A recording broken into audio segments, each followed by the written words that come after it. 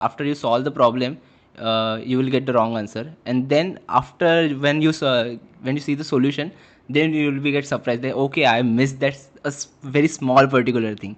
That's why. And this is, I think this is very as an Indian, we have this ego that we are very great at maths, but when it comes to GRE, we get the reality check. GRE के maths में सबके level निकलेंगे लग रहा है। Yeah. यो guys, कैसे हो? Welcome to new podcast. हमारे गेस्ट है वैभव भाई। ठीक है, उन्होंने जीआरई का एग्ज़ाम दिया था। पहले तो मॉक टेस्ट दिया था, उनको 298 आया, जीआरई में 310 आया। जो मेन पॉइंट है वो टीयर 3 कॉलेज है। ठीक है, टीयर 3 समझो भाई, समझो। सो बेसिकली इस पॉडकास्ट में हम लोग बहुत कुछ बात की है जीआरई के बारे में। जीआरई क्या होता है, कैसे करना होता है, कैसे मेंटल स्ट्रेस, टाइम मैनेजमेंट सब कैसे करते हैं। ठीक है, लास्ट में थोड़ा फन क्वेश्चन भी पूछा है। बहुत मज़ा आएगा आपको देख के। आई होप कि आप पूरा पॉडकास्ट देखोगे। And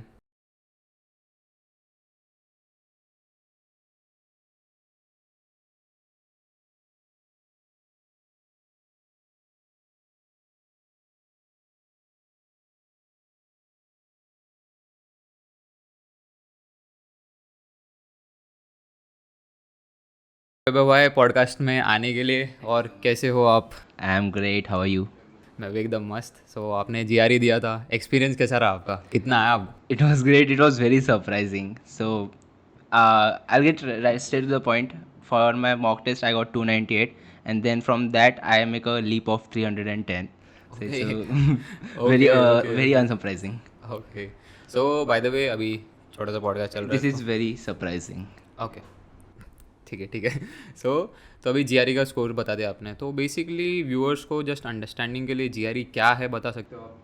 Yeah, we have JE and NEET exam for our bachelors. Same way they have SAT and ACTs for their bachelors. Similarly, we have master GATE exam for our masters. They have GRE exam for their masters application. Before COVID pandemic, the exam was compulsory. You have to meet certain criteria in your score. But now they have most of the universities have waived off the GRE exam, so it's an option for you. Okay okay. So basically मैं ऐसा कह सकता हूँ कि GRE masters course degree के लिए है, और वो नॉट इन इंडिया बट बाकी सब कंट्रीज़ के लिए। Yeah. ओके। सो मैंने जितना जितना रिसर्च किया जीआरई के ऊपर, मेरे को इतना पता है कि लाइक यूके, यूनाइटेड स्टेट्स और कनाडा के लिए मोस्टली होता है GRE. Yes. Yes. US, United States, Australia. Yeah. Okay. So आप कुछ डिफरेंस बता सकते हो क्या? हाँ? US, UK, Australia. Okay. So आप कुछ डिफरेंस बता सकते हो कि लाइक जेई मेंस है, जीआरई है, और मतलब अभी तो पता है कि वो बाहर के कंट्रीज़ के लिए होता है और ये इंडिया के लिए होता है। लाइक कुछ difficulty differences something. Something which I really surprised about that, that this exam is really test your reading comprehension, your understanding of your subject, basic maths fundamental. Like in JE, the objective is how to make more tough questions. Like how can students will get lesser marks. That's why they have a negative marking on all that. But in GRE, they test your fundamentals in maths. So the syllabus is from our sixth or seventh standard algebra, arithmetics, data, but they ask in a such a way, and it is very notoriously famous in ETS that they called it a trap. So when they get you to like sometimes what happens after you solve the problem, you will get the wrong answer, and then after when you see the solution, then you will be get surprised that okay, I missed that very small particular thing. That's why. And this is, I think this is very as an Indian, we have this ego that we are very great at maths, but when it comes to GRE, we get the reality check. GRE के maths में सबके level निकलेंगे लग रहा है। Yeah. सो अभी subjects के बारे में बात कर रहे थे। सो अभी अगर मैं जेई से कंपेयर करके देखूँ तो उसके अंदर like it they have physics, chemistry, maths, everything. So अभी कुछ सेक्शंस होते रहेंगे ना Yeah. जीआरई के अंदर, like some GRE, sections. they have three sections: the analytical writing, then we have quantitative reasoning, then verbal reasoning.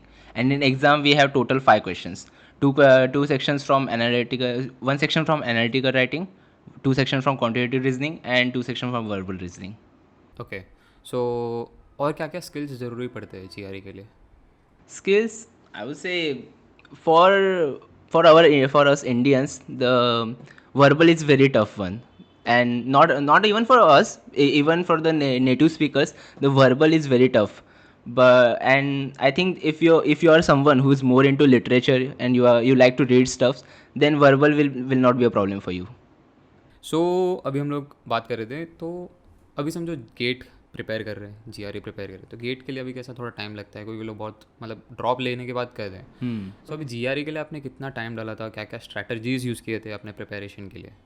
I prepared for 2 months, and strategy. I would say there's no strategy, but you have to get to used to how they ask the question.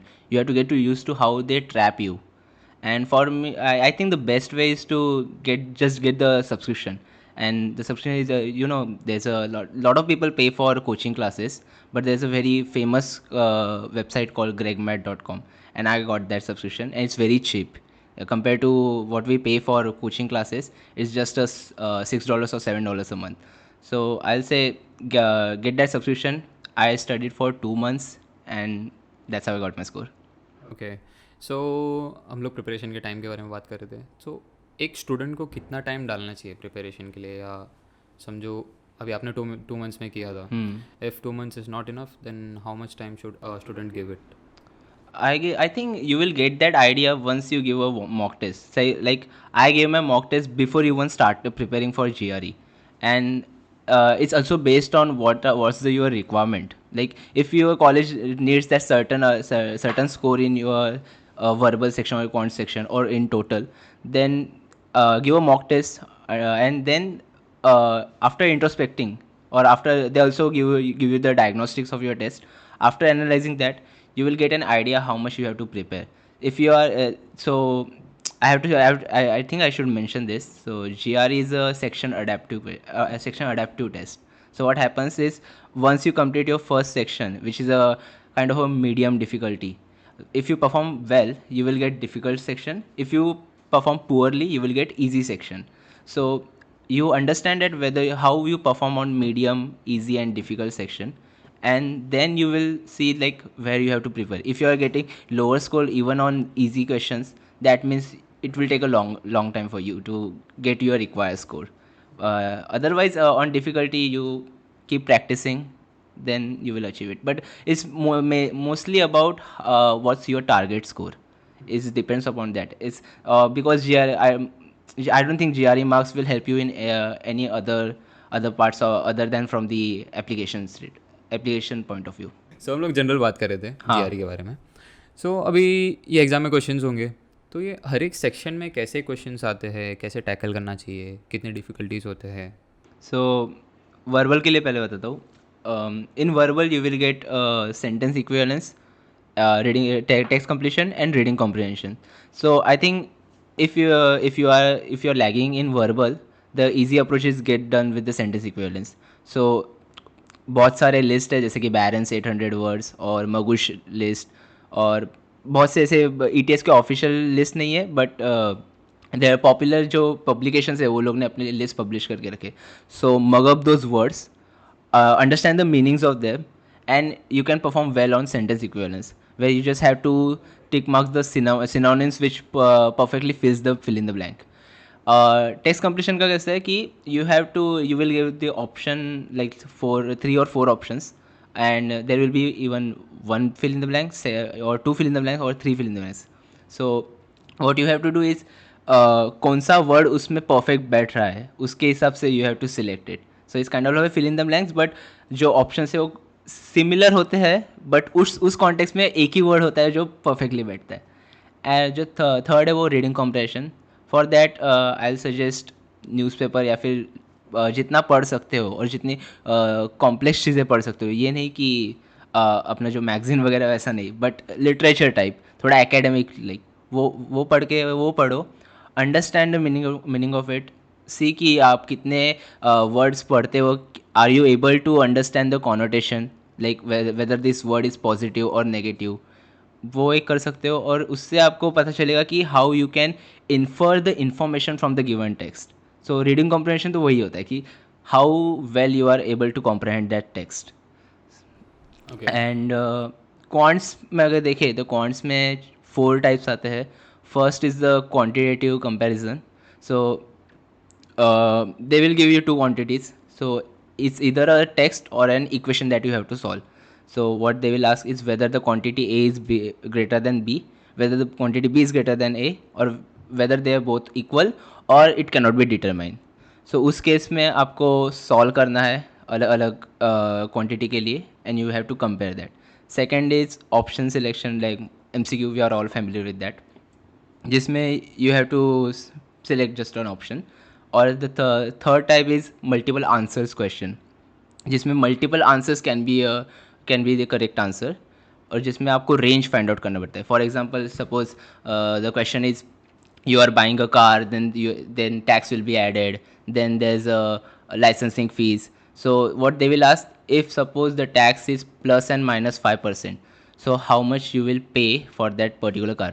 तो उसमें क्या करना है, आपको least amount का tax calculate करना है, most amount का टैक्स कैलकुलेट करना है, फिर आपको एक रेंज मिलेगी. तो उस रेंज में जितने ऑप्शन है उन सबको सिलेक्ट करना है. That is a multiple choice question.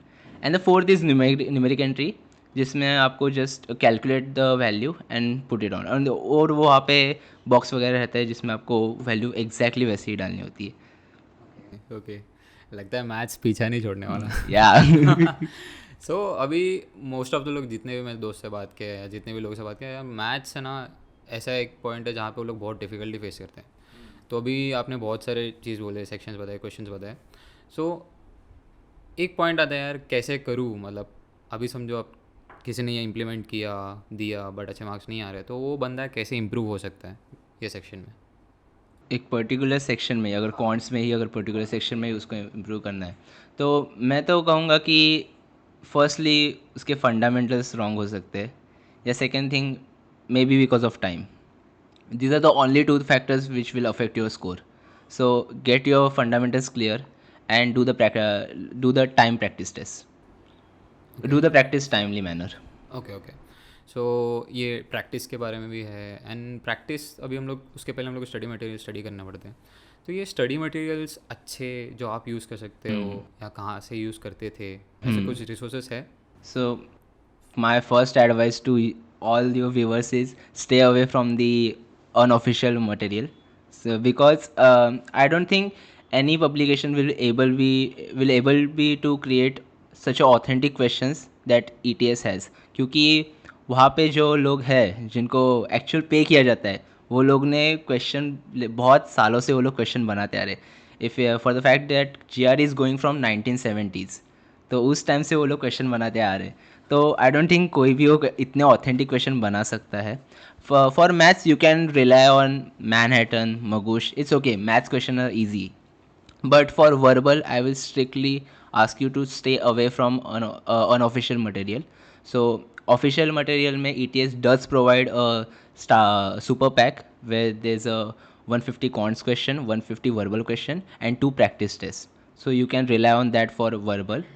और मैथ्स के लिए आई विल से कि ग्रेगमैट का सब्सक्रिप्शन ले लो, because that guy score 340 out of 340 in GRE, and also 6 in AW, which is a maximum score, 2 times.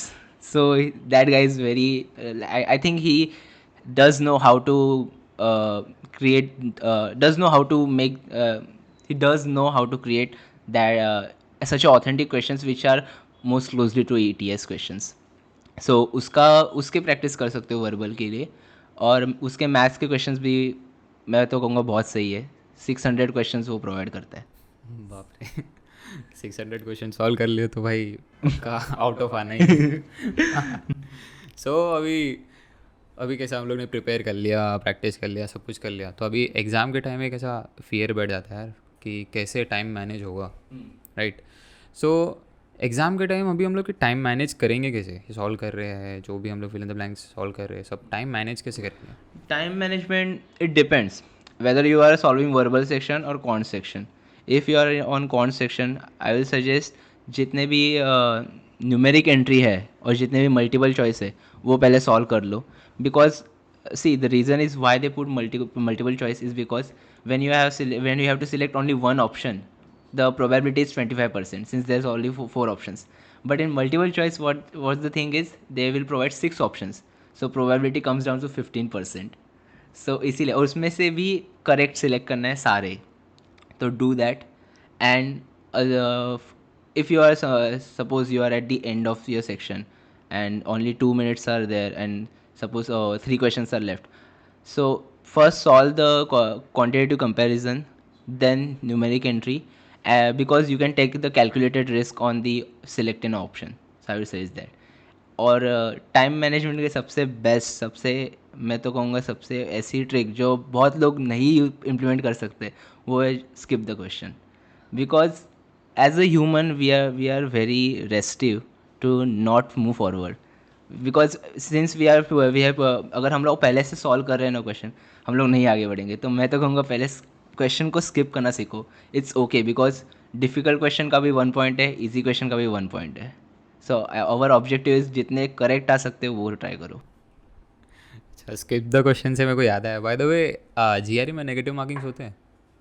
GRE में नेगेटिव मार्किंग नहीं होती, so you can take that risk. It's okay. मतलब answer कर भी सकते हैं. Also talking about the verbal section. Verbal में first do the sentence equivalence, because उसमें तो सिर्फ वर्ड्स ही है जो जो आप पहले से ही मगअप करके आए हो. So before even sometimes what happens, before even reading the questions, out of the six words only one pair will be match. So बिना देखे बिना क्वेश्चन पढ़े भी आंसर कर सकते हो. And then later on move on to reading text completion. Text completion में go for one blanker, then two blanker, and then three blanker questions. Reading comprehension थोड़ा अवेयर रहो, because what happens we feel like passage है और question है तो आराम से मिल जाएगा क्योंकि पैसेज में आंसर्स है. But we do need to understand that ETS वाले हमसे बहुत स्मार्ट है, तो वो ऐसे आंसर नहीं मिलने वाला. यस यस, बरोबर है बरोबर है. सो अभी एग्ज़ाम के ऐसा एक पॉइंट रहता है एक दिन पहले कि भाई ऐसा लगता है कि कुछ पढ़ा ही नहीं है. तो फर्स्ट ऑफ ऑल भाई मैं तो लास्ट मोमेंट स्टडीज़ वाला बंदा हूँ, ठीक है, बट मैं ऐसा me too we all are engineers. Relate कर रहे हैं हम लोग यार. सो मतलब मैं ऐसा प्रमोट नहीं कर रहा हूँ bye the way, but last moment में ऐसा रहता है ना कि यार क्या पढ़े कैसे मैनेज करे, मतलब ऐसा डर बैठ जाता है कि भाई नहीं होगा. कोई कोई लोग तो स्किप ही कर देते हैं एग्ज़ाम. तो ये चीज़ को कैसे मैनेज करना चाहिए, लास्ट मोमेंट में क्या करना चाहिए? अगर लास्ट मोमेंट पे ही करना है, एकदम लास्ट में, तो मैं तो कहूँगा वर्ड्स को रिवाइज कर सकते हो. सेकेंड थिंग, वर्बल में तो सिर्फ वर्ड्स को रिवाइज करो.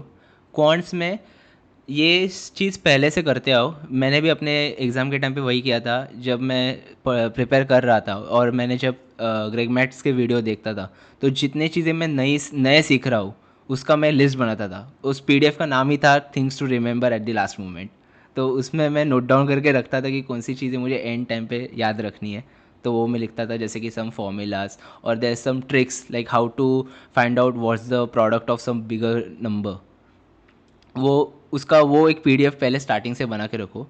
और if you want to evaluate your self at the end, like before 2 or 3 days from your exam, give the Magoosh exam.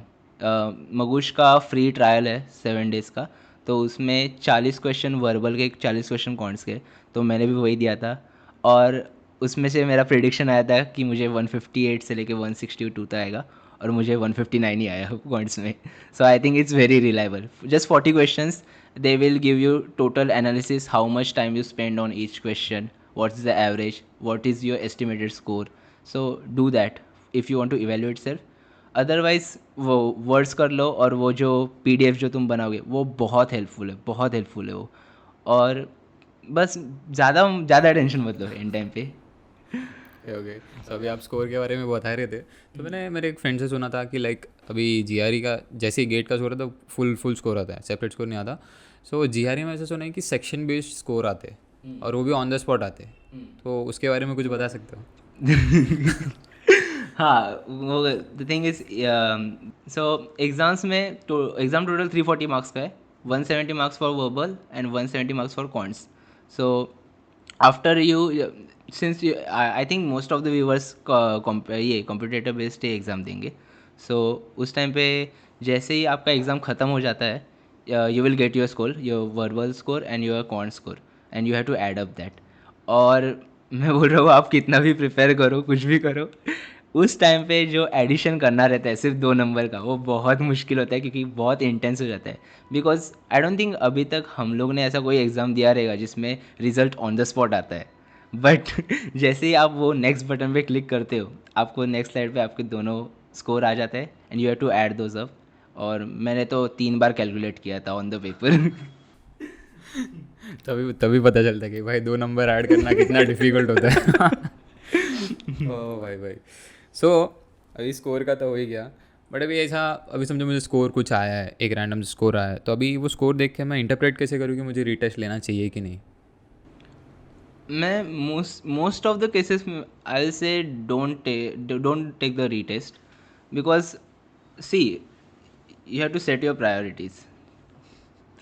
First of all you have to understand that कि GRE के जो marks है वो आपको college application के अलावा और कहीं नहीं यूज़ करने वाले, और कहीं पे नहीं यूज़ होगा. So if your college requires, if your university has a certain criteria कि 340 में से इतने ही चाहिए, या फिर स्पेसिफिक वर्बल या कॉन्ट्स में ऐसे ही चाहिए, तो you can give the retest. Otherwise don't waste your money, क्योंकि most of the time what happens कि आप एग्ज़ाम देते हो, आपको लेट्स से आपके टारगेट से समझो 10 मार्क्स भी कम आ गया, तो सेकेंड टाइम आपको लगता है कि हम जल्दी से दे देंगे, हम लोग को ज़्यादा मार्क्स आ जाएंगे. बट क्या होता है कि मार्क्स सिर्फ 1 मार्क्स से बढ़ता है या 2 मार्क्स से बढ़ता है. और ये मेरे बहुत से फ्रेंड्स के साथ हुआ था. एक फ्रेंड को 310 आए थे, उसने सेकेंड टाइम एग्ज़ाम दिया, उसको 311 आया. सो वो 20,000 तो उसके सिर्फ 1 मार्क्स इम्प्रूव करने में ही चले गए. फिर भी if you want to give a retest, I will say कि जल्दी मत दो. रिजल्ट आ गया ना. सो क्या होता है, E test also provides you a diagnostic report. once you give your exam, after 15 days you will get an email from ETS where they will show you how you performed and how much time you spent. और पूरा जो diagnostic रहता है, आपके bonus points, आपके penalty points, वो सब calculate करो, वो सब बताते हैं उसमें. तो उसको एनालाइज करो, सी कि आप कहाँ पे पीछे पड़ रहे हो, उसमें इम्प्रूव करो और फिर लो. बहुत टाइम क्या होता है, लोग जैसे ही मार्क्स आते हैं फटाक से 1-2 दिन में दूसरा एग्ज़ाम शेड्यूल भी कर देते. तो जल्दी मत करो, टेक योर टाइम. अगर आपको लगता है कि हाँ आपने वापस से पढ़ाई करके आपके इसको इम्प्रूव हो सकता है, then only give your GRE exam. Otherwise retest लेना आई डोंट लाइक, मैं तो सजेस्ट नहीं करूँगा. Okay okay. सो अभी आपने थोड़ी देर पहले कॉलेज एप्लीकेशन के बारे में बात किया था। सो जीआरई का जो स्कोर है उसका एक्चुअल रोल क्या है कॉलेज एप्लीकेशन में? As a said before pandemic, GRE exam was compulsory exam, क्योंकि उस टाइम पे यूनिवर्सिटीज़ स्पेसिफाई करती थी that we need this score in your GRE. But after the COVID pandemic, what happens, many of universities have waived off. और उसका एक specific reason है, official reason तो नहीं है. बट अगर फिर भी अगर आपको एप्लीकेशन में अगर आपको उनके रिक्वायरमेंट्स रहते हैं, you can check that on your website. अगर वहाँ पे अगर समझो है कि आपको इतना ही चाहिए करके, तो आप इम्प्रूव कर सकते हो. और फिर आपको लगेगा कि हाँ भाई मुझे और एक बार एग्ज़ाम देने का है, तो वही है, एप्लीकेशन तक उतना ही है. उससे ज़्यादा आई डोंट थिंक कि जीआरई के मार्क्स का कुछ इंपॉर्टेंस है. अभी के लिए क्या होता है, I apply for, I guess I am applying for 5 universities, और पाँचों यूनिवर्सिटी में जीआरई का रिक्वायरमेंट नहीं है. But still I am giving it. Why? Because what happens, it sometimes help you to boost your application. Because in US it's a holistic approach. They take the holistic approach in their admission. So they will see what's your CGPA, what's your internship, research paper, GRE exam, all that. So sometimes what happen कि अगर आपके pointer आपका अगर समझो कम है, तो GRE में एक अच्छे मार्क्स लाना वो उसको बैलेंस आउट कर देता है. तो वो एक वहाँ पे प्ले होता है. और और आई डोंट थिंक कि आपको और कहीं जगह पे जीआरई का मार्क्स का यूज़ होने वाला है. बेसिकली जीआरई का स्कोर एक एंट्री पॉइंट और एक बैलेंसिंग फैक्टर जैसा काम करता है. यस. ओके. सो मेरा आखिरी क्वेश्चन है, ठीक है? सो आपको ऐसा क्या एडवाइस मिला था जीआरई प्रिपेयर करने के पहले, कुछ अच्छा एडवाइस जिससे आप मोटिवेट होके जीआरई और अच्छे से प्रिपेयर करना चालू किए? एडवाइस. यस. और ऐसा भी एडवाइस बताना जो आप अभी फ्रेशली प्रिपेयरिंग स्टूडेंट्स को दे सकें. एडवाइस एडवाइस तो ऐसा कुछ था नहीं, क्योंकि मेरे घर में मेरी बहन ने एग्ज़ाम दिया, वो यूएस चली गई, और उसके टाइम पे कंपलसरी था. तो मेरे टाइम पे तो मैंने सोचा कि दे देते, मे बी बैलेंस कर लेगा मेरा एप्लीकेशन पूरा, इसीलिए मैं दिया था। एडवाइस, एक जो अच्छी एडवाइस मुझे मिली थी कि जो मैं भी अभी बाकी लोगों को वही दूंगा कि इतना सीरियसली मत लो, क्योंकि it's just an exam, your this exam as I said it's a holistic approach, they took the holistic approach in their admission. तो ये एग्ज़ाम से डिसाइड नहीं होगा कि आपको एडमिट आएगा कि नहीं, तो इतना स्ट्रेस मत लो। और दूसरी बात तो एक नया एक्सपीरियंस है तो उसको as a new experience accept करो। And also if what happens कि if you are someone whose parents are not encouraging you to go to abroad, so what I'll suggest is take this an opportunity to show them that you are an independent person. So get your documents done on yourself, passport वगैरह जो भी है अपना खुद से बनाओ, GRE का exam खुद से शेड्यूल करो, और टेस्ट सेंटर में अपने माँ बाप को मत लेके जाओ। I did the same thing. मुझे मेरा पासपोर्ट लेने में 2 महीने लगे थे और मैं कम से कम 7 बार पुलिस स्टेशन जाके आया हुआ था, 3 बार मैं पासपोर्ट सेंटर जाके आया था, मैंने मेल वगैरह भी लिखा था, बहुत हैसल किया था मैंने। But at the and I was like कि ये मैं अपने दम पे करूँगा, पूरा एग्ज़ाम फीस भरने से लेके वो सारा सब कुछ वही कहता, तो मैं तो वही बोलूँगी वैसा करो। नाइस नाइस, बहुत हसलिंग जर्नी था आपका। सही है सही है। सो ये लास्ट क्वेश्चन था, आपका कैसा रहा एक्सपीरियंस पॉडकास्ट पे आके? मेरा बहुत बढ़िया है, thank you so much for having me. I hope कि आपके व्यूवर्स जो भी अभी मास्टर्स के प्रिपेयर कर रहे हैं या फिर कहीं पे जॉब प्रिपेयर कर रहे हैं, अच्छा करो, बढ़िया करो, इतना स्ट्रेस मत लो। And also all the best for your this YouTube channel. Thank you so much. ये पॉडकास्ट सुन के जरूरी कोई ना कोई तो जीआरई क्लियर करने वाला है। So thank you thank you भाई। So much.